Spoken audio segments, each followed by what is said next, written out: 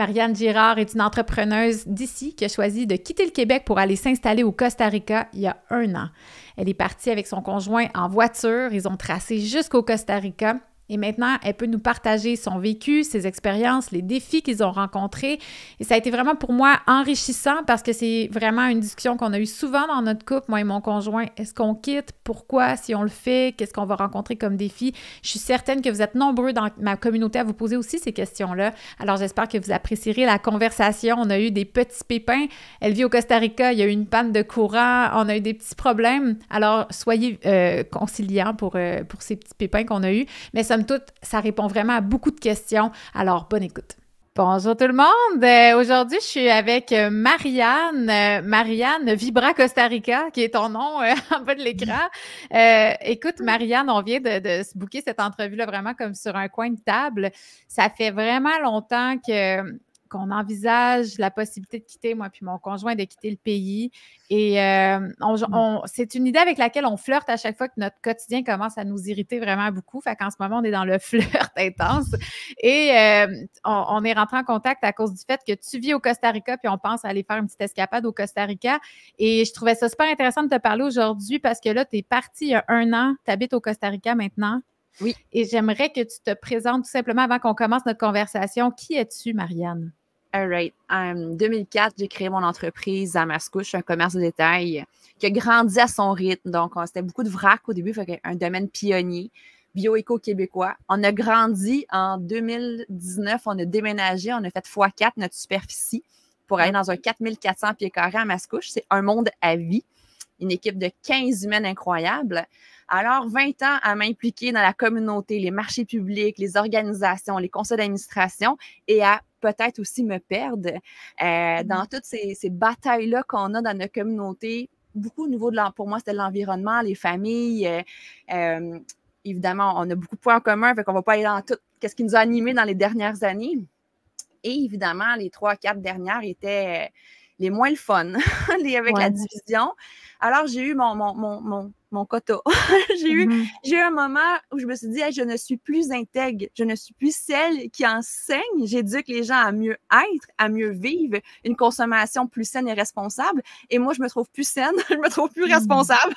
Alors, prends de l'air, Marianne, prends la route. On est parti en décembre 2022.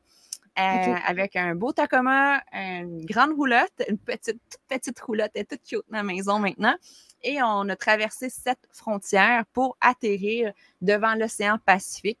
Et j'accompagne alors maintenant, dans l'instant présent, mon équipe à distance. Donc, beaucoup de délégations, évidemment, et de nouveaux projets qui s'installent et qui naissent ici au Costa Rica. Donc, un résumé de mon histoire. Un super beau résumé. Tu as l'air d'avoir chaud. Moi, je suis gelée, j'ai les pieds gelés. On n'est pas du tout dans le même climat. Écoute, j'ai plein de questions qui me viennent à l'esprit. Bien, premièrement, je tiens quand même à saluer ton courage parce que ça prend du courage, partir, se déraciner. En plus que tu as ta compagnie ici. Est-ce que ce qui t'a motivé à partir, est-ce que c'est quelque chose qui était déjà une graine qui germait dans ton esprit avant 2020 ou c'est vraiment 2020 qui a emporté ce changement-là? Oui, mais c'était comme pour la pré-retraite, c'était plus tard. Puis, il y a eu à un moment un coup de barre qui a dit, OK, le plus tard va peut-être tellement être différent que vaut mieux le faire maintenant. Donc, ça a été de réflexion. Puis, c'est mon chum qui l'a vraiment dit, Martin, il a dit, là c'est maintenant ou jamais. Là. Marianne, on est all-in, on met la maison à vendre. Puis, on s'essaye. Puis, c'était juste avant que les taux d'intérêt montent, donc fin 2022. Trop. Et on a eu un acheteur en dedans d'un mois. Tout s'est mis en place. On a trouvé la roulotte. Puis, on a fait notre trajet dans l'improvisation, justement, pour se laisser cette liberté-là. On était tout pogné il n'y a pas si longtemps. Là, on s'en va vers le sud, puis on verra qu'est-ce qui arrivera. Et de péripéties d'entourage et de bons conseils, tout s'est super bien passé. Donc, non, c'était pas prévu d'avance. Donc, on a mis la maison à vendre en juillet et on partait en décembre. Wow! Mais quand même, ça a été rapide. C'est souvent, il y a une rapidité dans les choses, souvent quand on actualise un peu notre destinée, là, je ne sais pas comment le dire autrement, mais c'est quelque chose que j'ai observé souvent dans ma vie, c'est comment les choses se placent vite du moment qu'on rentre sur son X, là. Puis j'imagine que c'est un peu cette magie-là de synchronicité que tu as vu opérer quand vous êtes partis. Déjà, bon, mettre sa maison à vendre, c'est un méchant saut dans le vide. Là, ce que tu dis, c'est que vous êtes partis, vous avez traversé les États-Unis, toutes les frontières terrestres. Est-ce que tu avais pour objectif d'aller, ben toi et ton conjoint, est-ce que vous en alliez au Costa Rica ou vous étiez en mode explorer puis vous ne saviez pas trop si vous alliez atterrir quelque part? Nous étions, oui, en mode exploration. En toute transparence, on pensait faire l'aller-retour, aller soit déposer la roulotte ici, puis dire on va avoir un chalet dans le sud, puis comme ça, on va revenir en voiture, reprendre peut-être nos vies, puis on reviendra dans notre maison qui sera sur un terrain ici, là, on est dans la région de Pacifique Sud, vraiment une très belle région, jungle, équilibrée, etc. Alors, quand on est arrivé ici, on a dit non, on repart pas. Mon chum a pris l'avion pour dire régler des trucs, puis il est revenu. Il a dit, on ne retourne pas au Québec, on reste ici pour peut-être 1 an, 2 ans, 3 ans. Ça, c'est qu'est-ce que l'avenir nous réserve. Je suis tellement, tu l'as nommé, dans l'instant présent à mettre en place qu'est-ce que je souhaite réaliser dans la prochaine saison, dans la prochaine année. Puis j'ai comme décroché de la grosse planification incroyable que parfois nos vies de perfectionnistes nous imposent, là. J'ai planifié en affaires pendant 20 ans. Et là, j'avais le goût de laisser aller la liberté et le rythme de la pura vida. Alors, on est dans l'instant, on a parti notre entreprise, puis on verra encore une fois où ça nous mène. Est-ce que vous avez rencontré des surprises, des péripéties sur votre voyage? Est-ce qu'il y a des défis que vous avez traversés avant d'arriver jusqu'au Costa Rica? Honnêtement, ce fut que des belles rencontres. J'ai renoué avec le peuple américain, aussi fou soit-il. Au début, on a des fois des petites tensions culturelles peut-être avec ce grand pays du Sud, mais au contraire, pour moi, ça a été une reconnexion de générosité puis de vouloir retourner, réexplorer ce grand pays-là. On a visité en fait tous les villages off-grid, autonomes, souverains. Cool. C'était ça mon itinéraire. Donc, j'étais extrêmement impressionnée du premier qu'on a visité en Floride. Et on y a failli, on a dit, si ça ne marche pas plus au sud, on reviendra puis on s'installera avec eux. Donc, panneaux solaires, jardin, du bon monde, mais en même temps, toute leur autonomie dans le groupe. Ça, j'aimais ça. Puis après, on a poursuivi aussi dans la nuit d'autres au Mexique. Oui, beaucoup de Québécois. Beaucoup, moitié-moitié. Puis des gens, je pense qu'on est tous les humains sur la Terre en recherche de cette liberté-là sans frontières aussi. Parce que quand on voit justement juste ici, les frontières, c'est comme une grosse joke. Là. C'est comme on dit, comme les États-Unis, ça rentre comme de l'eau. Et j'ai été témoin, je peux vous le dire, que les frontières, c'est du gros n'importe quoi sans rentrer dans ces détails-là. Là. Mais fait on s'est laissé guider, rencontrer de petits lieux en point pour bien visiter. On est arrivé ici, puis c'est des grandes communautés qui sont en train de se créer. Là. Pas les grandes communautés, je veux dire, de trop de monde, mais juste du monde avec les mêmes valeurs. Moment présent, générosité, partage de connaissances, puis c'est ça qu'on est. On est tous des gens intelligents. On est capable de prendre soin de nous. On n'a pas besoin de personne d'autre en haut pour nous dire quoi faire. C'est cette recherche-là que j'ai trouvée, je souhaite ici, pour le plus longtemps que la vie peut me le permettre, me l'offrir. Puis là, si j'ai bien compris, tu es près de Orojochal, c'est ça? Oui. Okay. Il y a 3 piliers francophones, beaucoup Costa Rica, c'est la 3e langue la plus parlée. Il y en a un dans le nord, Playa del Coco. Il y en a un près de l'aéroport, dans le coin d'Athéna. Puis ici, Orojochal, c'est tout de même un gros village d'expats canadiens, québécois. On est beaucoup, on parle beaucoup trop français. C'est drôle parce que j'avais été m'installer avec mon chum à Vancouver à un moment donné. On voulait vivre le trip de partir du Québec. C'est pas la première fois qu'on a envie de partir. Puis on trouvait qu'on parlait juste français. On s'est retrouvés dans une communauté d'expats français. Puis il y a quelque chose que j'adore de la France, c'est qu'ils ont le sens de la communauté puis de la solidarité très, très, très fort.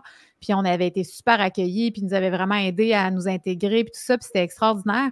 Puis des fois, c'est le côté, c'est comme à double tranchant, c'est que tu te retrouves dans une communauté qui t'aide à t'intégrer, justement, puis tu as besoin de ça quand tu arrives, puis tu es déraciné, mais d'un autre côté, c'est plus difficile de vivre de façon comme locale. Est-ce que c'est un défi, tu trouves? Bien, c'est dans mes valeurs profondes de supporter la communauté, donc d'avoir mes jardiniers, mes légumes, le monde. Et comme en fin de semaine, c'est la fête au village, c'était Pâques. Il y avait des rassemblements, il y avait 2-3 rassemblements. J'ai réussi à mon mieux à beaucoup m'imprégner de la communauté et à parler de mieux en mieux espagnol. Alors oui, je commence à nouer des meilleures amitiés aussi dans cette langue que je redécouvre. Parlais-tu espagnol? De l'enseignement universitaire, tout simplement, puis de mes voyages, là. Donc, j'en avais beaucoup perdu.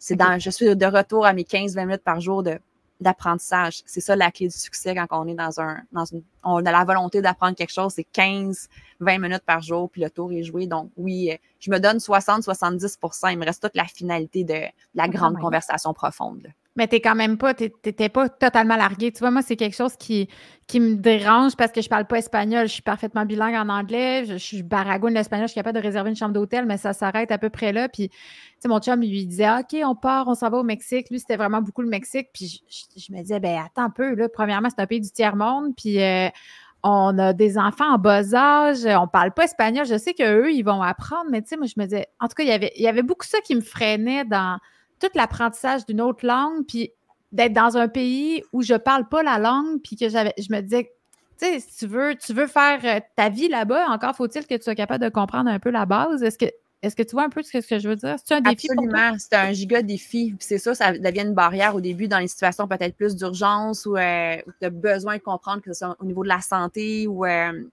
c'est important. Mais encore une fois, où malheureusement, heureusement, on a ces bébelles-là ici qui sont très aidants. Puis après, c'est la pratique. On veut devenir des bonnes nageuses, on va aller pratiquer dans l'eau, mais c'est la même chose, on veut devenir meilleur avec la langue, on va parler avec l'entourage. Tu sais, mon jardinier qui parle, le jardinier qui s'occupe du grand terrain où nous sommes, les femmes alentour de nous au marché.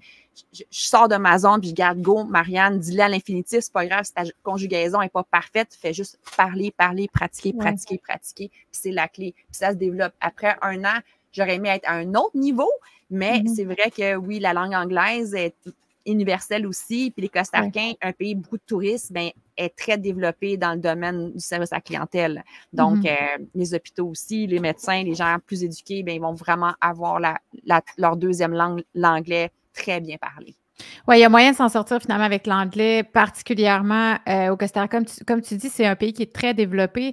Moi, je fais le parallèle avec le Mexique où je pense du moment que tu t'en vas dans une région plus rurale, tu oublies ça. Là, ça parle juste espagnol, puis débrouille-toi parce que l'anglais, ça n'existe pas. Là. Alors, j'ai comme l'impression que c'est probablement pourquoi le Costa Rica est aussi populaire en ce moment. C'est très développé.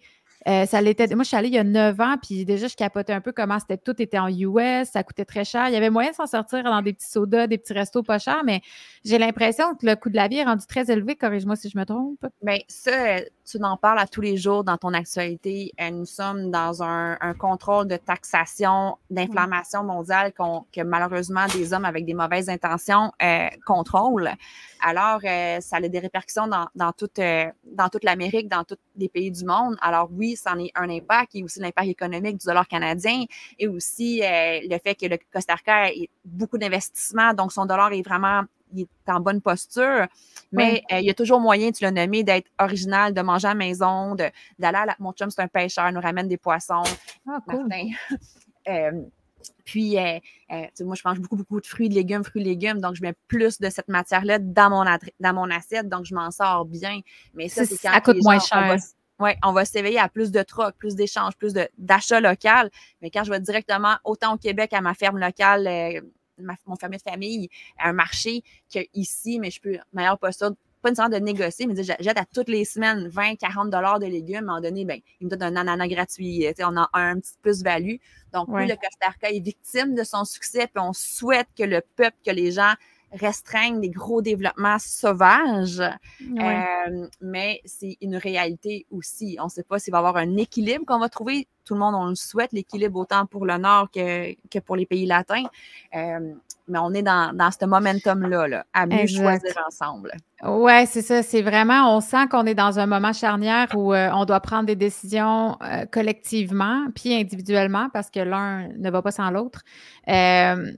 Mais là, en ce moment, bon, tu t'es installé, tu dis que vous avez votre roulotte. Est-ce que vous avez acheté un terrain? Est-ce que vous avez acheté une maison? Est-ce que vous louez? Comment ça fonctionne? On est en location. On s'en sort vraiment bien parce qu'on est des gens très, pas très économes. Là, on vit notre vie là, dans le sens, mais on fait des concessions des fois aussi, mais la vue, l'océan est là, les montagnes sont derrière, à côté de moi, on est géolocalisé. Wow, le Costa Rica, c'est beau partout, mais j'ai cette impression-là d'avoir choisi un beau petit lieu de paradis.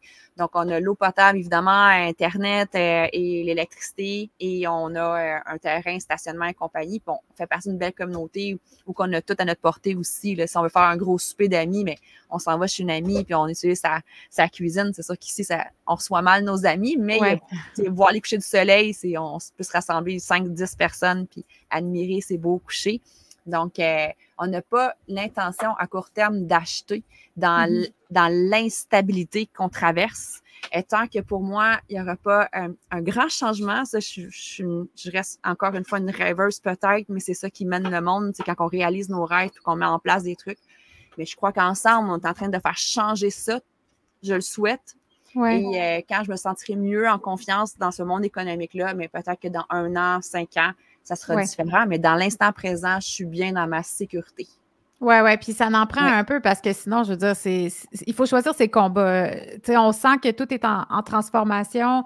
L'économie, en tout cas, on est vraiment, si c'est pas déjà bien commencé dans une récession, c'est quand même, c'est immanquable. Là. On va pas passer à côté de la récession. C'est fou comment tout est rendu tellement cher.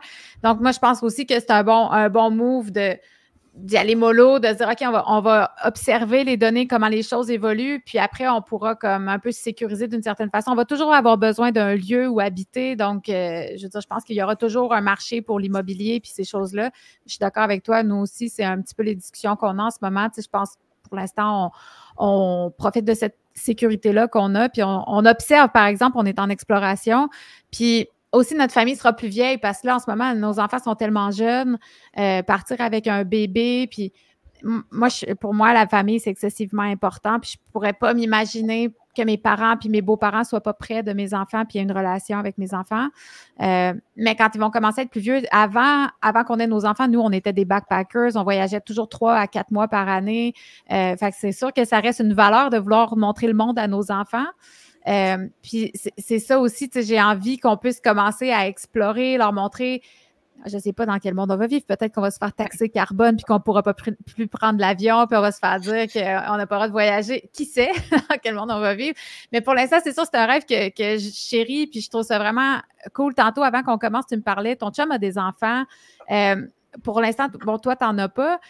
C'est quoi la dynamique familiale? Est-ce que tu vois du monde qui sont partis avec des jeunes enfants au Costa Rica? Est-ce que tu penses que c'est un endroit cool pour les jeunes familles?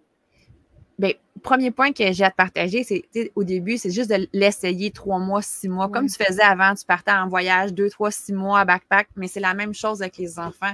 Puis il y a tellement d'offres de maisons à court terme, 3, 6 mois ou même 1 an pour juste venir le vivre, s'immerser, s'imprégner de la vie. Donc, ça, c'est a priori pour toute personne qui veut déménager ici ou ailleurs. Puis, il y a énormément de familles.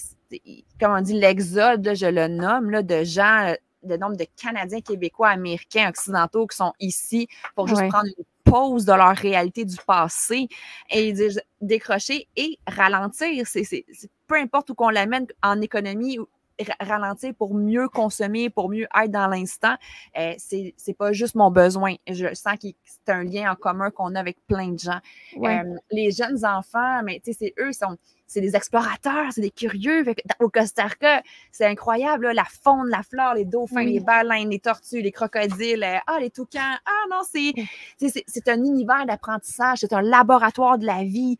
Manger des fruits, je découvre encore des fruits que j'avais jamais mangés de ma vie, jamais vus en réalité. Genre, exemple, un jackfruit. Mais ça vient dans un canage, ça, au Québec. Mais là, je l'avais devant moi, je savais même pas par où commencer, par où l'ouvrir. C'est gros. J'en ai mangé pendant 3-4 jours du jackfruit. C'est ça la découverte. Fait que pour les familles qui sont dans cette curiosité-là, dans ce besoin de connaître les milieux de vie, sont tellement. L'Amérique, c'est beau partout. Les États-Unis, le Canada, d'est en ouest, c'est grandiose. Donc, je pense que c'est ça qui crée des familles encore plus fortes et des enfants encore plus forts. Parce que si cet enfant-là, ton enfant vient développer sa 2e, 3e langue, il va l'avoir pour la vie.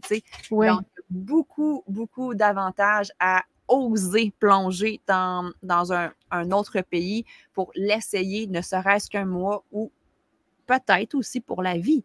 Donc, On a tous nos besoins à combler, puis c'est différent. Exact. Tu parles d'une communauté, donc toi, tu vis dans une communauté, tu l'as trouvée par référence ou tu es arrivé là puis tu es tombé dedans comme par magie? En fait, je vais rectifier ce que j'ai dit. Je vis vraiment sur un terrain dans une grande communauté, dans le fond, d'amitié, comme si je pourrais dire que tu en fais partie ou, dans le sens, localement, j'ai des amis, mais on n'est pas juste sur le même lieu physique. On se soutient. On se voit, on va à la plage, on fait des activités communes, des potlucks, on s'encourage, on se donne des conseils. Comme une... J'avais perdu ce sens amical, familial d'une communauté qui était peut-être trop élargie, puis là, elle est plus tissée serrée. Oui, c'est plus solidaire aussi, je pense. La langue, tu as tout nommé les différences que quand on se retrouve ailleurs, mais entre Québécois, entre Canadiens, bon, peut-être qu'on a cette affinité-là aussi, cette culture-là de l'entraide. Fait quand on se retrouve à l'étranger, mais c'est accommodant. C'est une évidence que ça fait du bien de voir, entre gros giga guillemets, nos semblables culturels. Mais c'est un giga guillemets. Oui, mais je comprends ce que tu veux dire. Parce que, dans le fond, aussi, ça vous rejoint tous dans une valeur fondamentale d'avoir eu envie de partir pour les mêmes raisons. J'imagine que les gens qui sont partis là, rares sont ceux, c'est parce qu'ils ont décroché un contrat qui était tellement plus intéressant au Costa Rica, puis c'est le travail qui les a amenés là-bas. La plupart font tous ce saut dans le vide-là parce qu'ils choisissent une qualité de vie différente, puis parce que nos libertés fondamentales étaient menacées ici au Canada, parce que ça faisait peur de voir ça, parce qu'on pouvait même plus choisir pour notre propre santé qu'est-ce qu'on considérait qui devait rentrer dans notre corps. Il y a beaucoup de gens qui ont juste dit, ben non, c'est hors de question que je vive dans un pays, puis non seulement ça, mais qui ridiculisent et qui démonisent le terme liberté. Il y a beaucoup de choses qui, quand on y repense, ça...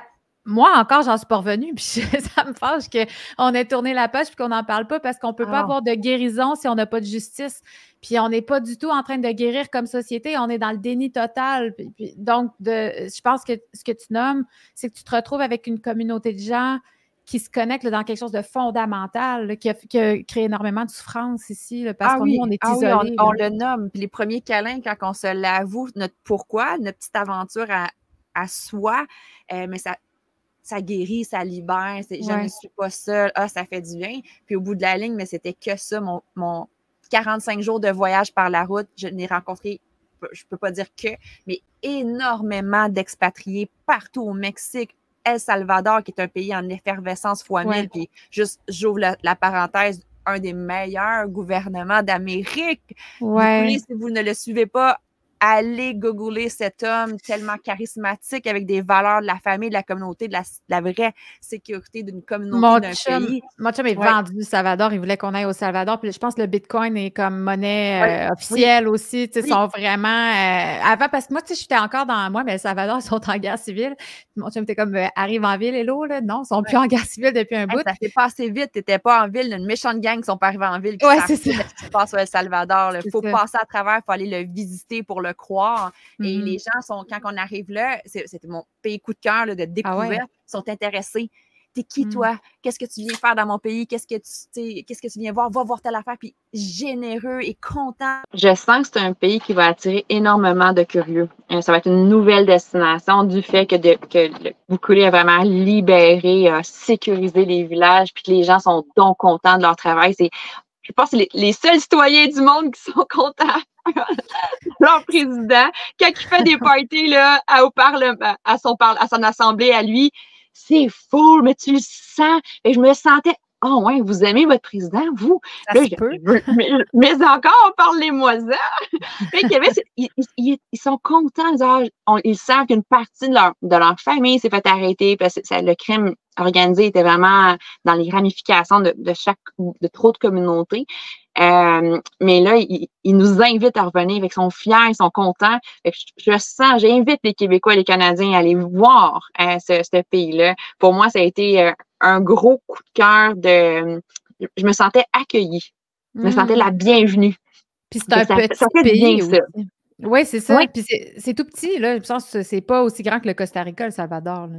C'est très semblable, plus petit, mais même dénivellation dans beaucoup de volcans, dont certains en activité, des petits villages de bord de mer de pêcheurs, une semblante Pura Vida aussi, on boit le café, le surf break aussi, le tourisme plus sportif.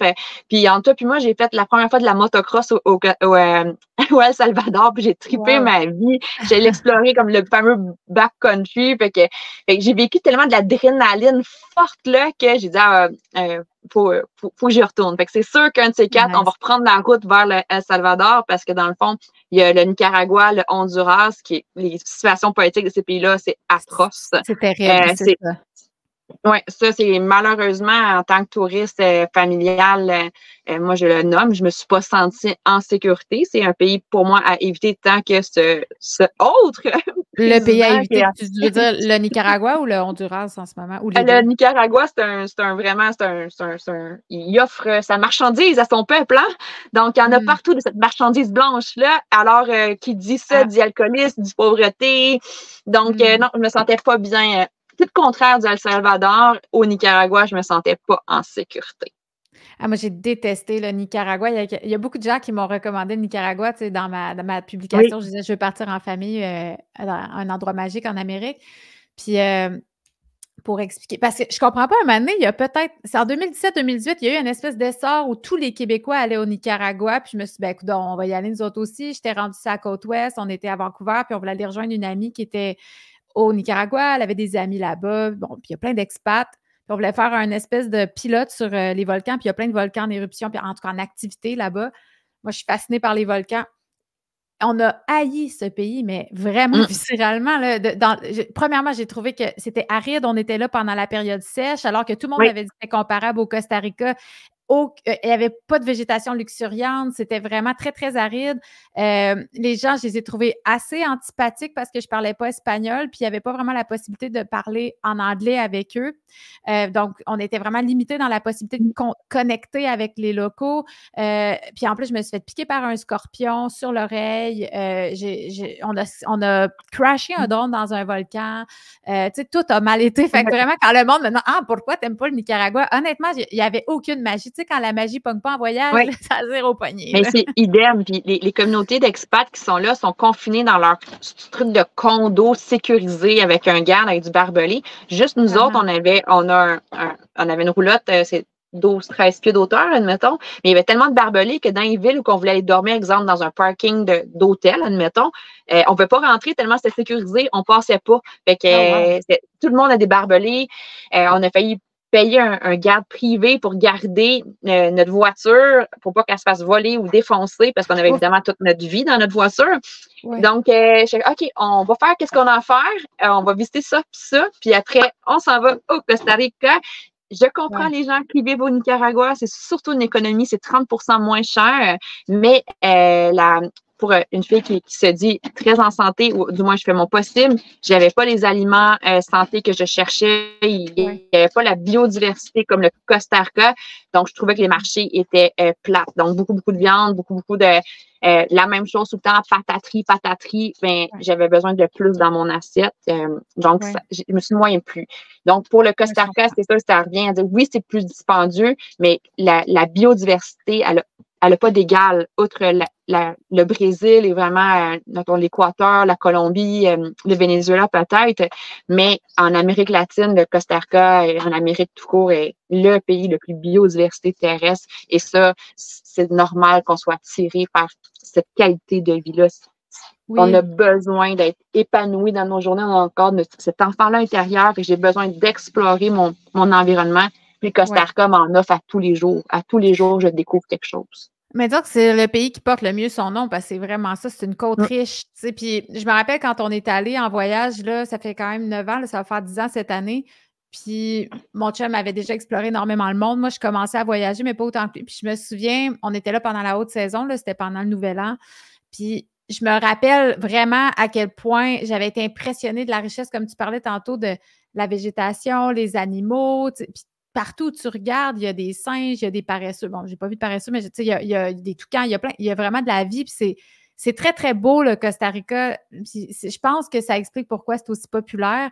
Mais Mais en même temps, tu sais, je peux comprendre qu'il y a quand même un stress de partir dans un pays lointain. Pour certains gens, je comprends qu'il y en a qui aient préféré la Floride ou même le Assurément. Mexique, qui est plus proche, là, tu sais. J'ai reconnecté encore avec les États-Unis. Moi, je les appelle de même. Ouais. L'Amérique ne leur possède pas. Non. Puis pour revenir aussi au point de la famille et la vigilance, le Costa Rica amène aussi son lieu de ouvrons nos yeux, ouvrons nos sens, parce que le serpent est pas trop loin peut-être. La petite grenouille qui pourrait créer des éruptions non qu'on n'a pas de besoin sur notre peau, surtout pas sur la peau de nos enfants. Alors, les mères, les parents ont besoin d'avoir tout le temps les yeux ouverts et de bien enseigner les dangerosités qu'on n'a pas au Québec. Tu sais, au Québec, on n'a rien qui peut nous tuer à part l'homme, OK? Mais ici, j'habite un écosystème où il y a le fer de lance, où il y a des grenouilles mortelles qui peuvent incommoder jusqu'à la mort peut-être mon animal. Donc, faut ouvrir ça, mais ça l'amène une meilleure présence. Ouais. Donc, on s'installe, on observe. Alors, cette qualité-là de vivre, pour moi, ça ramène l'essence de la vie. On habite, on n'est pas immortel. Oui, nous le sommes, mais oui, c'est un autre discours, mais c'est un autre discours. un giga de grosse page qui s'ouvre, là. Mais on a toutes la nature, c'est celle qui peut nous contraindre dans notre expansion, parce que soit qu'on l'ambitionne puis qu'on la rase, soit qu'on vit avec dans sa cohabitation. Et le Costa Rica, ben, va plaire à ces gens-là, à ces familles-là qui ont besoin d'éveil, qui ont besoin d'ouvrir les yeux.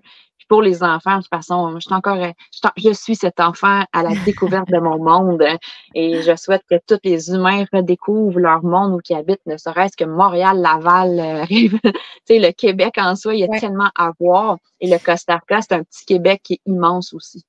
Mais c'est sûr que le problème avec les grosses villes comme Montréal, c'est qu'il y a tellement moins de nature. Puis, tu sais, je pense qu'on finit par être complètement déconnecté, puis ça nous manque. Il y a beaucoup de gens aussi, d'ailleurs, il y a eu l'exode aussi pendant la pandémie d'aller s'éloigner des régions urbaines.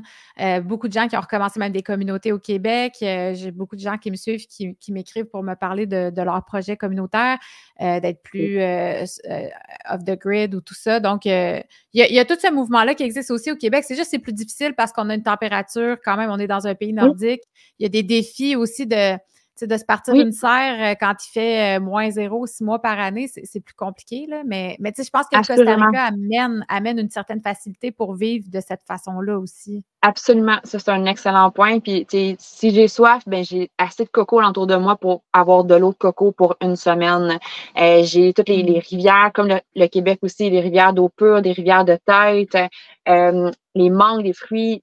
On est entouré d'abondance. Donc, ça amène cette sécurité-là aussi alimentaire que le Québec faut comme avoir du solaire, des serres, c'est d'autres investissements, mais je félicite, il y a tellement d'initiatives extra hors au Québec et des belles âmes, justement, qui guident ça.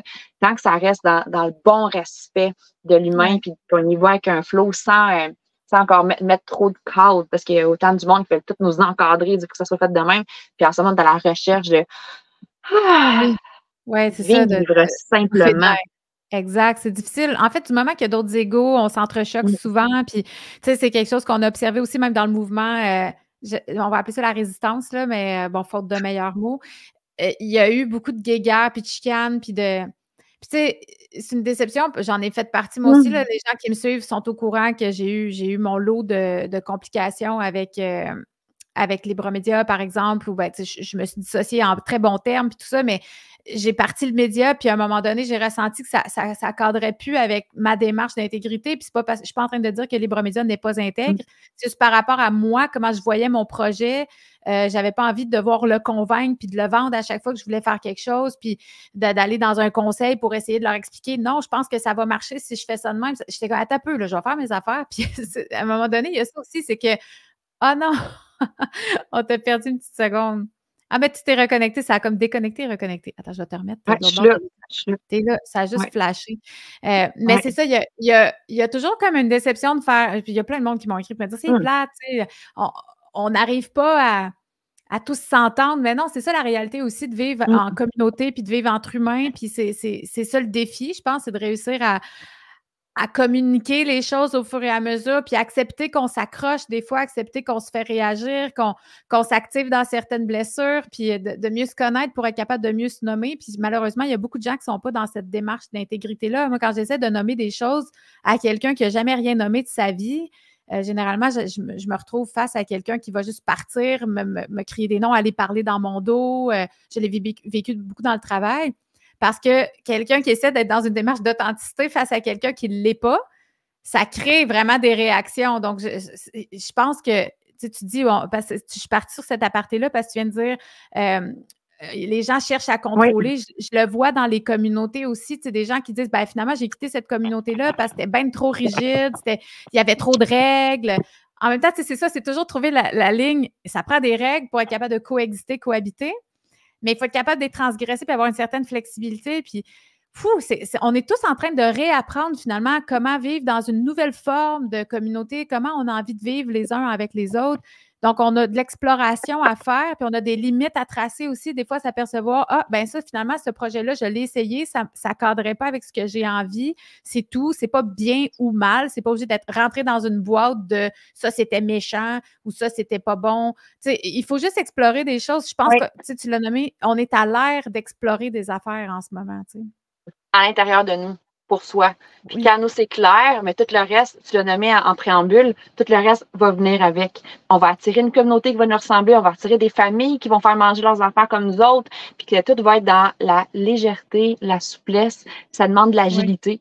Et quand on a cette agilité-là à l'intérieur, dans notre petit cœur, dans notre grand cerveau, puis dans notre grand corps, ben boum, après, ça se place. J'ai renoué avec ma spiritualité, j'ai renoué à l'intérieur de moi, juste à m'écouter moi, puis à dire, non, c'est bien plus simple que je pensais. Fait que c'est ça qui s'est passé dans ce voyage-là, mais c'est un voyage pour déconnecter avec quelque chose qui me ressemblait plus du tout, pour me reconnecter avec ce que je suis, puis des valeurs qu'on partage. Puis c'est simple. Mais si on se retrouve tout le monde dans notre individualité, après dans notre communauté, ça va être comme du gâteau. On va se faire des belles fêtes, des bons gâteaux. Et là, on va vivre la vraie bonne vie qu'on a toujours rêvé. Oui, qu'on mérite. Puis, mettons qu'on rentre plus dans le concret. Comment c'est pour toi, mettons, vivre au Costa Rica? Si quelqu'un se dit, je veux aller dans un autre pays, comment ça marche? Je ne veux pas qu'on rentre trop de technicalité, là, mais tu sais, les demandes de visa, est-ce que tu as besoin d'avoir une preuve que tu travailles dans le pays? Ce genre de choses-là, comment ça marche? Il existe, c'est ça, c'est vraiment, il y a beaucoup de groupes là, sur les médias sociaux, donc Québécois au Costa Rica. Il y a des vidéos qui expliquent tous les types d'immigration qu'on peut demander de résidence. Moi, je suis encore dans le fameux visa de touriste que je renouvelle aux 6 mois, aux 180 jours, où on doit sortir du pays et renouveler pour un autre 180 jours. Le Costa Rica est très, très, très, très accueillant et conciliant de ça, pour ensuite demander ma résidence, parce que encore une fois, je voulais le vivre mon année pour être sûre est-ce que je transporte cet argent-là ici? Est-ce que je vends mes immeubles, tu sais, mon triplex au Québec? Je vais être certaine de faire les moves, puis c'est ça que je suis en train de faire. Donc, vendre un immeuble pour rapatrier du capital et ensuite faire une demande. Alors, le Costa Rica est très cher sur les demandes. Et quand on est en visa de touriste, il vaut mieux avoir évidemment un travail au Canada, parce que comme le Québec, il y a beaucoup de taxes ici et le Costa Rica a tout de même beaucoup de fonctionnaires qui vont tout observer le pourquoi du comment. Donc, étape par étape, on peut y aller avec l'investissement, autant acheter un hôtel, acheter des maisons, investir au Costa Rica, que de vraiment de demander des résidences temporaires aussi. Donc, c'est vraiment 4 dossiers différents. Moi, je suis encore à l'étape A. Je ne maîtrise pas tout, mais tout se fait. Le Panama, c'est très différent. Le Nicaragua, le Mexique, etc. Et le Costa Rica, peut-être, c'est un des plus chers, malheureusement, dans le taux de change, là. Ça, c'est le côté, il y a tout le temps 2 côtés à chaque médaille. Ça, c'est le côté le moins fun, mais ça en vaut la chandelle.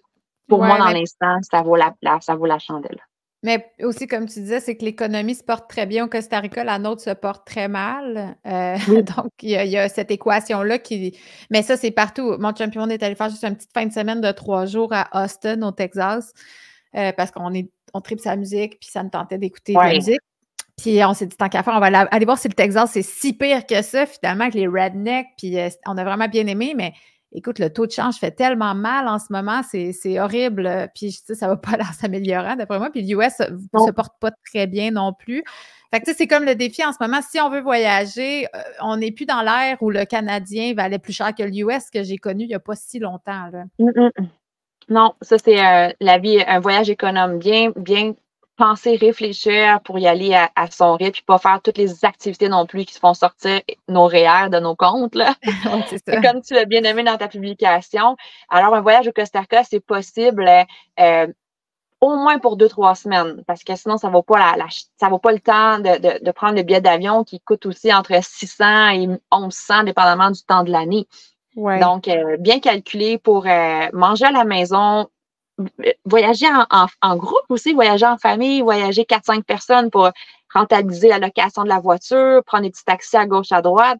Fait que tout est possible. Puis, tu sais, c'est sûr, là, une question économique par rapport à l'Amérique, puis qu'est-ce qui se passe en Amérique du Sud, l'arrivée du BRICS, l'arrivée des bitcoins, l'arrivée, tu sais, pas l'arrivée, mais je veux dire, l'effervescence de tout ça. Fait que ça se peut qu'il y ait un modèle qui se dessine, qui soit plus abordable, plus simple aussi.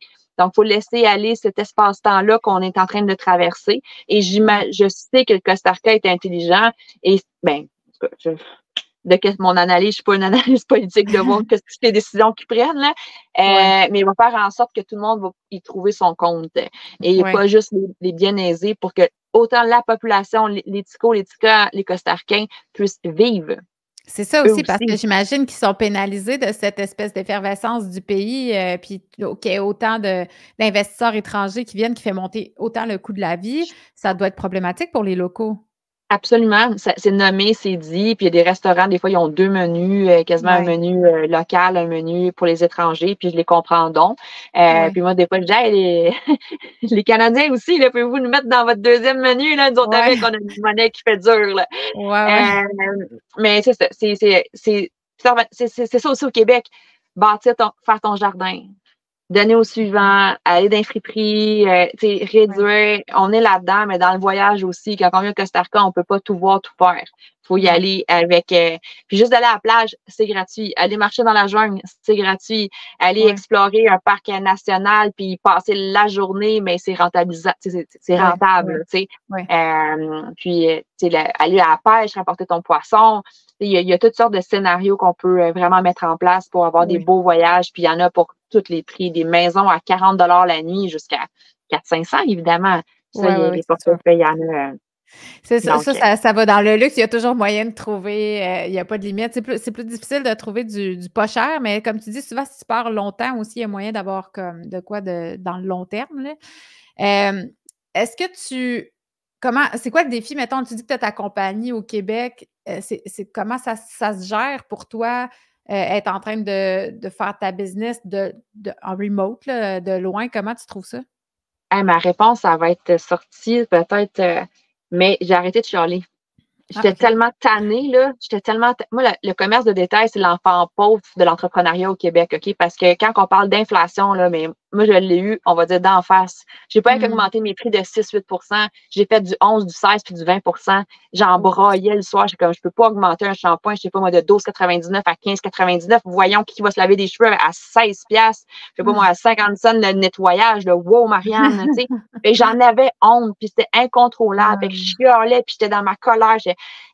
Puis on jase. Nous, on a eu la santé publique à côté, collège des médecins, on veut même pas en parler. On les a tous eu, on a tous vu qu'est-ce qui s'est passé partout, la chasse aux sorcières ou quoi que ce soit. Fait que je l'ai eu, mon écœur en titre. Fait que j'ai dit, peux-tu focusser sur qu'est-ce qui va bien? J'ai une super belle équipe, j'ai une clientèle partage les mêmes valeurs, ça s'appelle un monde à vie. Fait que ma mission de vie de commerce, c'est de maintenir la santé en vie dans nos communautés par des gestes de consommation au quotidien, puis pas de refaire nos garde-robes, nos armoires, mais juste d'y aller un produit à la fois. Qu'est-ce que je peux faire pour soutenir mon économie, ma santé? Puis, tu sais, des fois, je regarde les ingrédients dans tout le reste, là, mais ça, avec, ça met en beau maudit. Tabarouette, comment ça qu'on sert encore ça à nos enfants? Comment ça qu'il y a tant de sucre que ça? Si nous étions, nous et toi, ensemble, première minute du Québec, que ça serait différent parce qu'il y aurait le libre marché, il y a sa limite à la liberté de polluer nos gens, nos consommateurs, parce que la pauvreté fait que tu n'as pas le choix d'acheter ça. Fait que, tout ça pour dire que je l'ai eu ma colère, je l'ai eu ma tristesse, ma déception, mon désespoir. Puis à un moment donné, j'ai dit, OK, switch on, Marianne, parce que la seule chose que tu peux changer, c'est ton attitude. Ouais. Et c'est pour ça que je me suis éloignée du Québec, parce qu'à un moment donné, à force de tourner ma langue, j'étais plus capable de m'adresser dans ma vérité, dans mes besoins, justement, dans mes grandes valeurs. Donc, je vais bien mieux à gérer, à faire l'accompagnement à distance. Je suis bien plus dans mon calme, à focusser sur les priorités. Puis j'ai une équipe physique qui est en or. Fait que j'ai 2 associés en or. Puis pour le reste, c'est aussi un laisser-aller. Je ne contrôle pas encore la hausse de la taxe du carbone. Je ne contrôle pas telle affaire, telle affaire. Fait que je vais persévérer, mais en donner l'acharnement et la ténacité à sa limite. Donc là, on est dans une situation de déficit comme j'ai jamais eu de ma carrière. Puis c'est pas parce que je suis au Costa Rica, parce que je coûte pas grand-chose en ce moment. Non, je comprends. Non, mais on est dedans, là. On est dans la récession.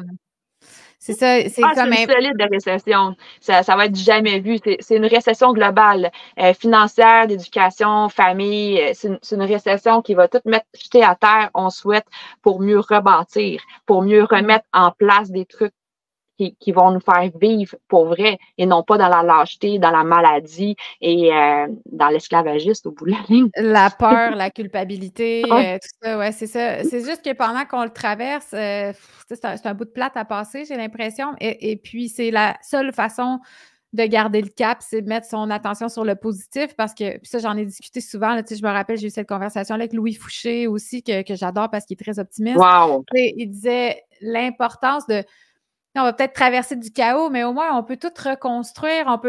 Il y a tellement de projets qui émergent, qui sont vivants, qui sont créatifs, j'en ai parlé avec Philippe Guillemant aussi, je trouvais ça important de recevoir des invités qui mettent le focus, excusez l'anglicisme, sur quelque chose de positif, parce que on a tous passé ce que tu décris, là, cette colère-là. Tu l'as vécu à travers ton quotidien, mais on a vécu de la colère, on a vécu ce sentiment d'injustice, cette peur de vivre dans un monde où on voit assez bien ce qui se dessine parce qu'on voit à travers le voile très, très transparent que certains ne voient pas à cause de raisons de biais cognitifs, peu importe.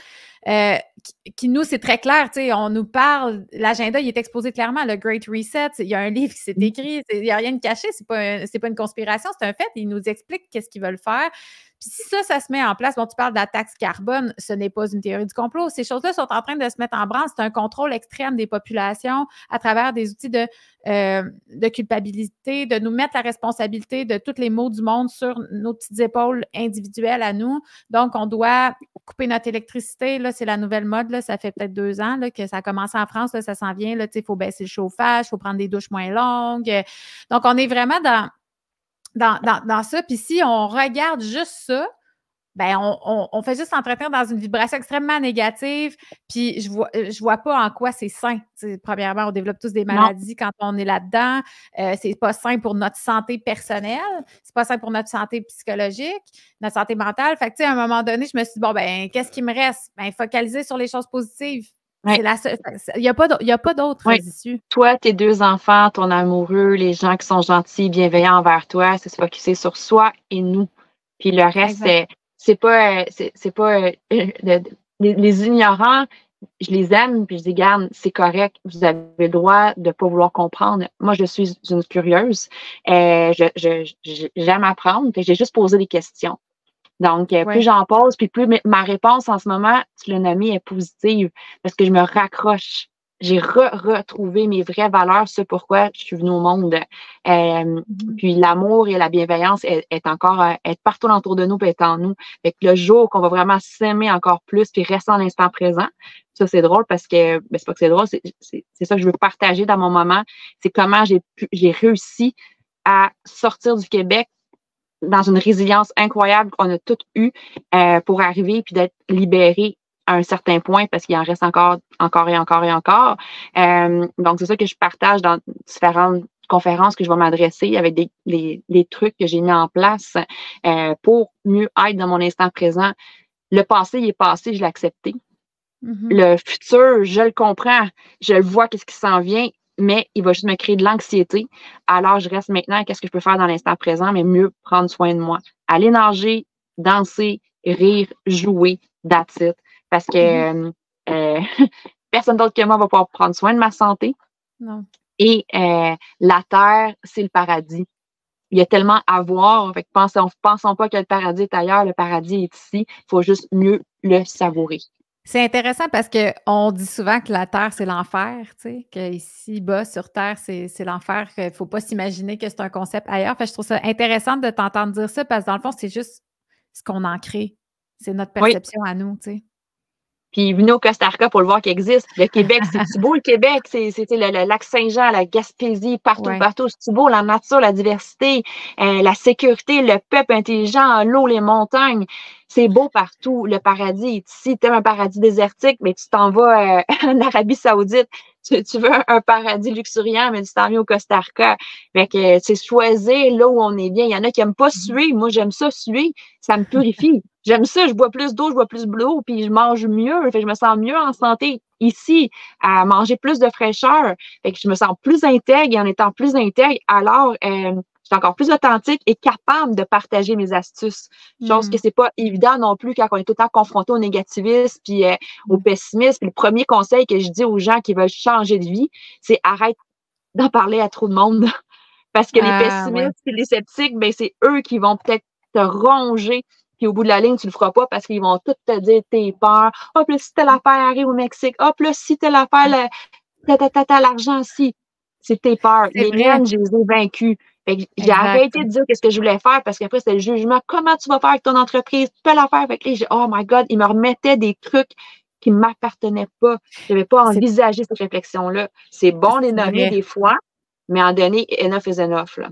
Oui, c'est vraiment important ce que tu nommes parce que c'est quelque chose que j'ai observé dans ma vie souvent, comment les gens projettent leurs propres peurs de façon totalement inconsciente. Puis, tu sais, si t'es pas assez solide parce que c'est de la validation que tu cherches en allant comme en parler avec d'autres personnes, ben ça va vraiment t'invalider, ça va te faire douter de toi. Fait que, tu sais, je pense que le courage que tu as eu pour quitter, la majorité des gens ne l'a pas, puis je suis pas en train de blâmer qui que ce soit. Là, ça prend vraiment du guts pour se donner le coup de pied dans le derrière, pour mettre sa maison à vendre, pour s'acheter une vanne, pour partir physiquement, faire autant de routes pour se rendre jusque là-bas. C'est beaucoup, beaucoup de choses à mettre en branle. C'est une locomotive, mais tout un gros train là, que tu mets en branle en t'en allant. C'est sûr que la majorité des gens vont projeter des peurs, puis je trouve que c'est un point super important que tu nommes, parce que souvent, on cherche de la validation chez les autres, chez nos amis, chez nos parents, chez les gens qu'on aime. Puis pour des projets aussi majeurs comme ça, là, c'est vraiment de se centrer, se grounder, avoir confiance qu'on fait la bonne chose. Puis on le sent de toute façon intérieurement. On n'a pas besoin d'aller chercher l'approbation des autres. Là. Non. Puis, cette approbation, c'est la sienne. Puis oui, ça prend du guts. Puis, tu sais, rester au Québec aligné avec ses valeurs, c'est 100%. Tu sais, le Québec, c'est un endroit béni. C'est un peut-être des plus beaux endroits pour être sur la Terre. C'est juste qu'il faut que les Québécois s'en rendent compte. Oui, bien, en fait, honnêtement, là, si on rentre là-dedans, moi, j'ai l'impression que le Québec est un... je ne veux pas sonner conspirationniste, j'essaie vraiment de faire attention à ce que je dis sur ma chaîne, mais ce qu'on a observé dans les dernières années, c'était tellement surréaliste de voir un peuple qui s'est toujours dit rebelle, plier les chines à ce point-là, de ne pas poser de questions, de ne pas s'autoriser la curiosité, comme tu dis. Puis non seulement ça, mais de devenir extrêmement méchant, méprisant à l'égard de ceux qui posent des questions totalement légitimes. J'ai tellement été, puis je pense qu'on est nombreux à avoir vécu une grosse déception par rapport à nos confrères, nos consoeurs. On a vécu une sorte de trahison. Donc, il y a vraiment beaucoup de guérison à faire. Il ne faut pas se leurrer. Elle n'est pas faite, la guérison. La page n'est pas tournée. Puis, oui, c'est beau le Québec, c'est magnifique le Québec. Je suis partie, je suis revenue. Puis, à chaque fois que j'ai voyagé, j'étais toujours contente de revenir au Québec. Home sweet home, c'est tellement vrai. Il y a vraiment quelque chose d'unique au Québec, mais je pense qu'à un moment donné, on a tellement la face dedans qu'on ne le voit plus. Puis, tu sais, aller prendre une bouffée d'air frais, moi, en tout cas, c'est sûr que l'appel est là. Je sais peut-être pas maintenant, mais je trouve ça super rafraîchissant de t'entendre parler. Puis j'espère que ça en inspire d'autres qui sont dans ce questionnement-là aujourd'hui. Si tu avais comme un mot à dire ou un conseil à donner à quelqu'un qui est en train d'envisager de le faire, qu'est-ce que tu aurais envie de partager comme mot de la fin? J'ai nommé une genre de purification dans le sens faire du ménage. Et ça l'amène à faire du ménage dans ta vie. physique, dans ta maison, dans tes tiroirs, dans tes choses que tu as cumulées, mais aussi dans ton entourage. Puis l'entourage, des fois, c'est là les restrictions, puis dire « Hey, il me ressemble plus ».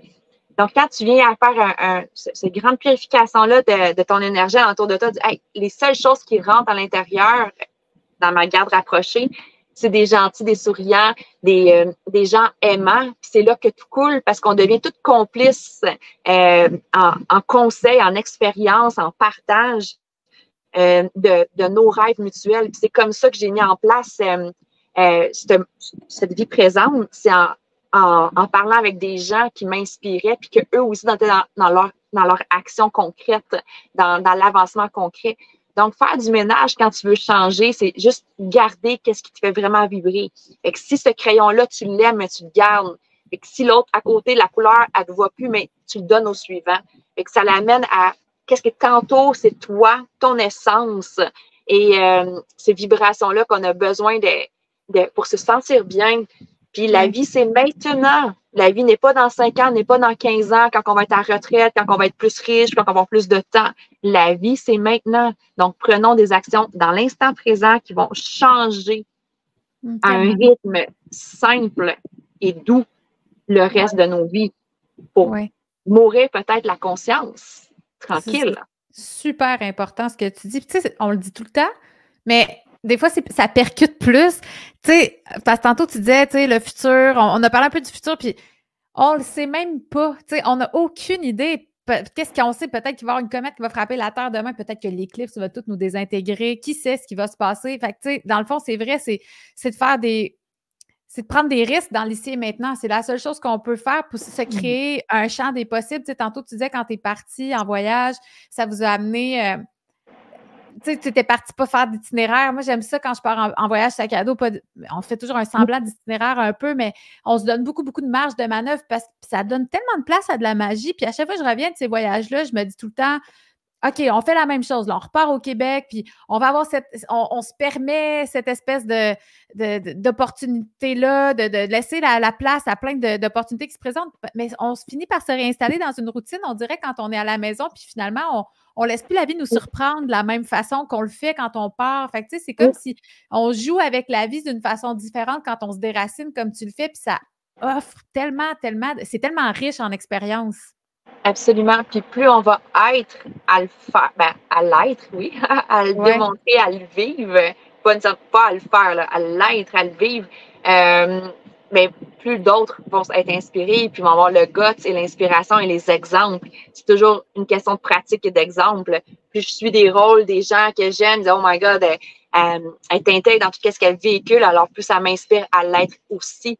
Et c'est ça, je pense, le switch qu'on a à faire tout le monde, c'est moins on va leur donner de l'importance à ces gens-là, plus on va se donner de l'importance et se prioriser, alors plus tout le reste va couler. Et je souhaite pour tous une évasion. Oups. Ah non, un mot de la fin, puis ça coupe. Faut dire que Marianne est au Costa Rica. Ils ont manqué d'électricité. Donc, je t'ai perdu. C'était la finalité pour mieux être dans l'instant présent. Héloïse, t'es vraiment extraordinaire. Vraiment, merci de nos échanges. C'était, comme tu as dit encore une fois, avant qu'on aille en direct, on dirait que tous les bons gens, on se connaît. Et on a le goût d'aller prendre un bon souper ensemble et d'échanger jusqu'aux petites heures du matin. Mais c'est exactement ce que je viens de vivre avec toi. Je me suis sentie 100% moi, ça a coulé. Puis bravo encore. Je vais partager ton podcast à un maximum de mon entourage. Merci de ta disponibilité aussi. Puis, tu sais, merci de ton authenticité, parce que c'est important de nommer les choses de façon intègre. Tu sais, ce que tu nommes, de parler de la spiritualité, c'est toutes des choses. Il y a eu tellement de tabous autour de ça. Puis, tu sais, je pense que c'est important de les défaire. C'est important de se redonner la permission de parler de qui on est vraiment puis pas de façon coach de vie là, qui essaie d'influencer, d'avoir plus de likes, là, de façon vraiment intègre. Là. Il y a comme, la ligne est mince, mais il y a quand même une nuance. Puis moi, j'ai bien de la misère avec le monde qui essaie d'être pseudo-authentique pour avoir plus de likes. Là. Je parle pas de ça, mais je pense qu'on se comprend. Puis je trouve ça super inspirant ce que tu as fait. Je te félicite vraiment pour Vraiment, ça me donne envie encore plus de... Je sens qu'on va avoir des bonnes discussions, moi puis mon chum, après cette discussion-là qu'on vient d'avoir ensemble. Puis j'espère que ça va alimenter d'autres discussions dans d'autres foyers parce qu'on est nombreux à avoir comme une flamme qui brûle. Là, ça prend juste un petit peu de paille dedans pour que ça s'allume vraiment. Merci de nous avoir partagé ton expérience, Marianne, puis au plaisir. Merci beaucoup. Plein d'amour, plein de belle lumière partout, puis des beaux partages. Ça m'a fait plaisir. Bonne chance avec la récession. Bye bye.